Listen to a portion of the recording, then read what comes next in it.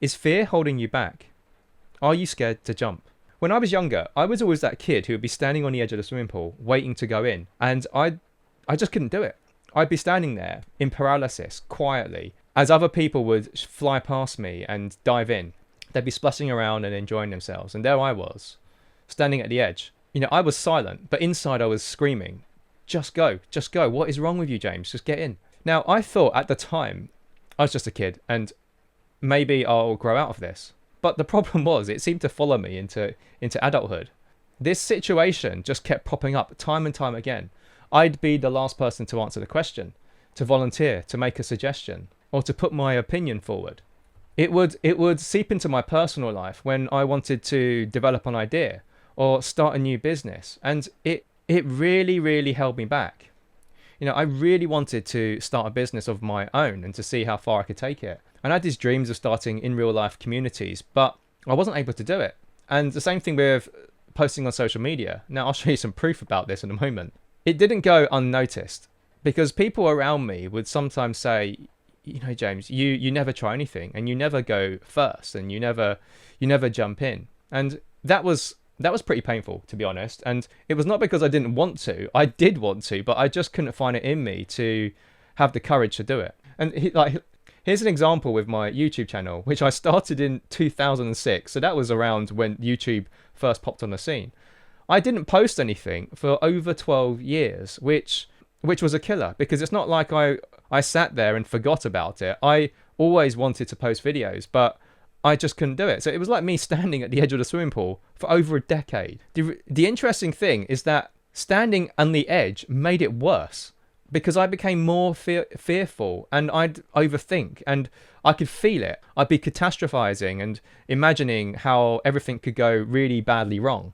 But there are some more hidden costs here. Every minute I was standing there, I was robbing myself of progress because I wasn't in the water. Others were splashing around, and even though they might not have been able to swim to start with, they were progressing through experience. And this pattern seemed to be the same everywhere I went. Others before me going forward and practicing. Despite being really close to the action, I wasn't progressing at all. And you could just look, you can just focus on your own results and you can see what's happening. I became obsessed with looking up. And if we were to follow this analogy, it would be books on how to swim or courses on how to swim, watching YouTube videos and taking courses and watching tutorials. It would actually be really fun because you feel like you're progressing, but ultimately you weren't getting in the water. And so, the example here, you see loads of videos on how to start a YouTube channel for beginners, and I got really stuck in this trap. Proximity doesn't equal progress. This was one of my biggest lessons because I really, really fell for this. Being close to the action really can help if you have the right mindset. When you feel like it encourages you to move in, or when you're already taking action and you want people around you to challenge you. But it never substitutes doing the thing, just being around people. Sometimes I found that being around others who were doing it actually made me feel worse because it actually just reminded me of how inadequate I was or how I wasn't able to do it, even though it was so easy for others. Now, we'll probably go into the psychology of what was going on here in another video, but we'll keep moving for now. The turning point. Now, the turning point for me was when I had a harsh reality check. It was when I realized that true learning only begins when you are in the water. Beyond the point, no amount of talking, thinking, reading, or watching stuff will help you. The reality was for me is that I was scared. I was concerned about the uncertainty. I didn't know what I was getting myself in for. The judgment from others and the fear of failure. There is only one outcome that matters. You getting into the pool. So how can we do it? And is there an easier, more practical way for us to do it? So there are some ways, and we'll just go through them. The next part I'm going to talk about is about finding a way that works for you, finding your way. It doesn't matter how you do it.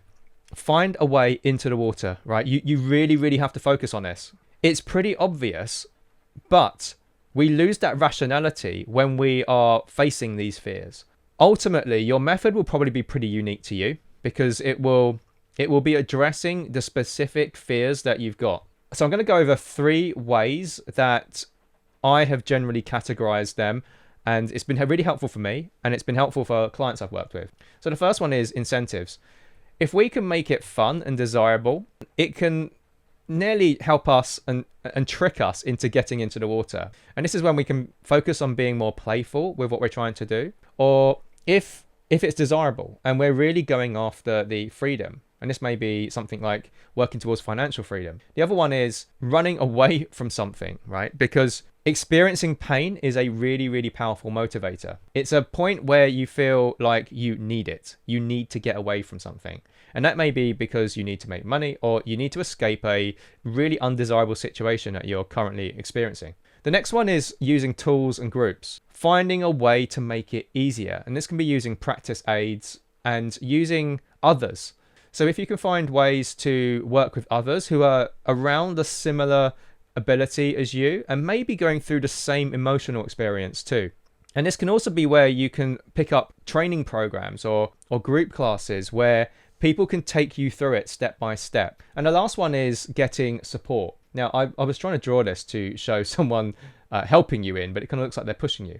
In reality, sometimes you do actually need a push. This is my favorite method. This is one I always use. So when I need help and I'm really, really stuck and I've got the instructions, but I can't find a way forward, I will always try and get some coaching or instruction because I know that is usually the most reliable way for me to get through something. I'll give you some examples. So this is when I was learning to take my snowboard to a higher level, and this is my instructor, Baden, and this was me. He was kind of guiding me, and it was so helpful. And he helped me unlock a lot of my capabilities in the park as well.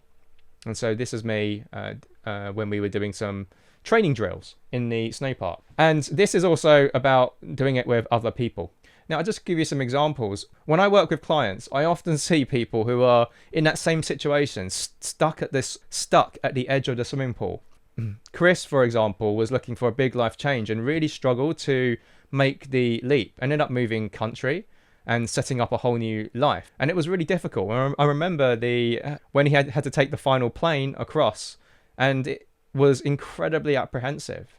And Joe had a similar issue with me on YouTube, where he struggled to post content because he was really, really afraid of the judgment. We had to start from scratch. We built him up from zero all the way up to over 130,000 followers on TikTok. That was, I think. It allowed him to, once you're in the pool, you actually get to start progressing.